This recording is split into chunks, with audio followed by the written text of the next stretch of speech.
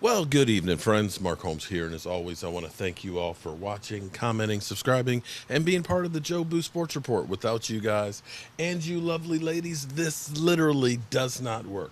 We've been working here actually on the Man Cave studio, getting this place together, getting ready for the draft, and we still have a whole bunch of work on. Yesterday, I spent all day, all freaking day, actually getting this piece up here, the canopy, which actually evens out the light so the sun and everything else won't mess up our photography. And of course, now we've got more lighting in here. So hopefully it'll look a little bit better than usual. And we're still working on getting the sound quality and everything together. This is actually the first time I've been sitting here at the desk. Shoots. Probably in about 2 weeks because I've just been so busy getting ready to go to California and doing other work. I still have more wiring that I need to run out here, but we will get it together before the draft. You can best believe. So per Mike Fisher was saying that on his 6 o'clock broadcast, and people shared that information with me. Stuart Morrison, actually, I believe, did that. KJ Wright apparently won't be right for the Dallas Cowboys.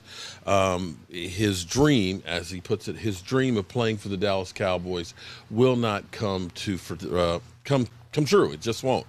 It won't happen, and this may be because of the age. He is 31 years of age, and the Dallas Cowboys trying to trend younger as well as be cheaper.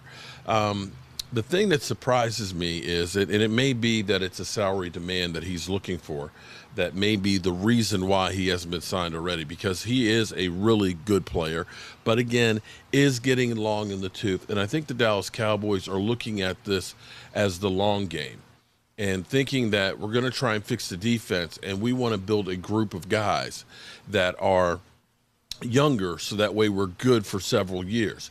Now, for me, I look at somebody like KJ Wright as well as some of the other guys that we've hired on this team. Part of the problem, or one of the biggest problems with last season, was actually the fact that nobody really knew what they were doing. Let's be honest here. I don't believe Xavier Woods was as bad as his play. I believe that he hesitated more than anything else because his assignments, he was just befuddled. He was lost. He didn't know what to do. I could say the same thing about Jalen Smith, that, Jalen Smith is a better player than what he showed last year. And we're hoping that that will be the case this year. And maybe the Dallas Cowboys are banking on that. They feel that going to a similar situation on the defense that they had last year may end up paying dividends. Or it could be, we heard rumors that they were interested in a couple of the linebackers that are in the draft. Whatever the reason, be it money, be it age, be it we're okay or we feel we're okay, KJ Wright is not going to happen.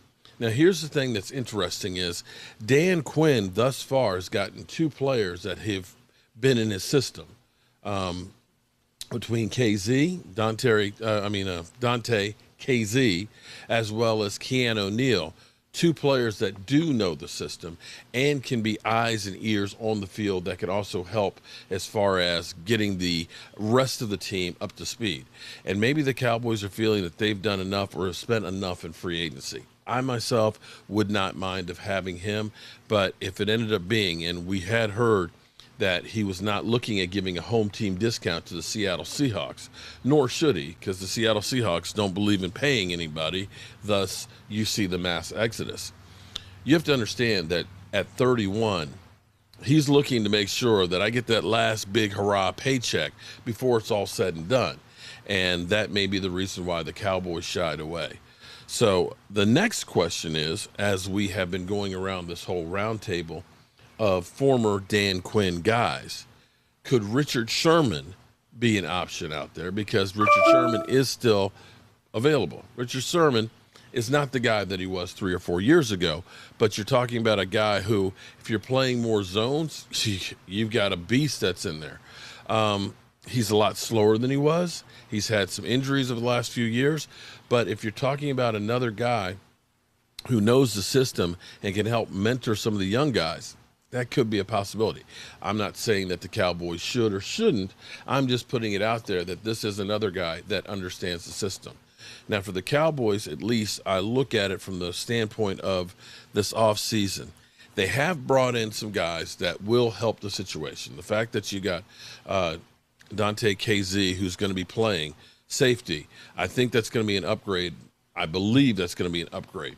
I believe that having some of the guys who started out last year, the Canadian Bulldozer, that having him having an offseason, and hopefully come the 19th, which is when the offseason training starts, literally 2 weeks from now, that they'll be able to have real workouts and can put some extra beef on the Canadian Bulldozers and really get him some practice time under his belt. I think we've only scratched the surface with him, as well as with Tristan Hill, because Tristan Hill had showed some things. I still want a beast in the middle. I still want a lights-out linebacker, but I think the Cowboys may be looking at this as a situation of, we're not going to say no on KJ Wright. Let's see what happens in 3 weeks at the draft, because we may end up being able to do an upgrade. We may be able to get a young guy, and it may be, if KJ Wright is still available, that they'll revisit it. I'm not so sure that this is really a dead deal just yet. It may be dead for the moment, but you can always revisit things at some point. So that's where we are, at least with that situation. And right now, things are a little bit quiet in Dallas. I don't know if that's a good thing or a bad thing. In fact, I dare say that for the most part, it's been almost too quiet with Jerry Jones and Stephen Jones. Jerry Jones, since he put himself on blast, basically saying that, you know, as the GM and the owner, you can't fire yourself. You have to fix that guy. It really seems that, that Jerry Jones really has not done much talking, has not had much of the public spotlight. And maybe in the end, that's the best news we could have, that maybe this season will be about the players on the field and getting results on the field and letting the actions on the field do the talking for the Dallas Cowboys. I'm hoping and praying that this year will be a good year, because Lord knows, me and Jobu, we put our money on the Dallas Cowboys, and we are looking forward to being out here for the draft. So guys, I hope you enjoy what we're doing here. I still have a few more bugs I got to get out. I love having the big screen over here. I think I still need to work on the lighting a little bit and get the camera a little bit closer, but it's kind of tricky unless I have two cameras to get the front of the set here as well as everything. I just got too much going. I got a lot going on here. But as always, I want to thank you guys for watching the Jobu Sports Report. I'll see you soon.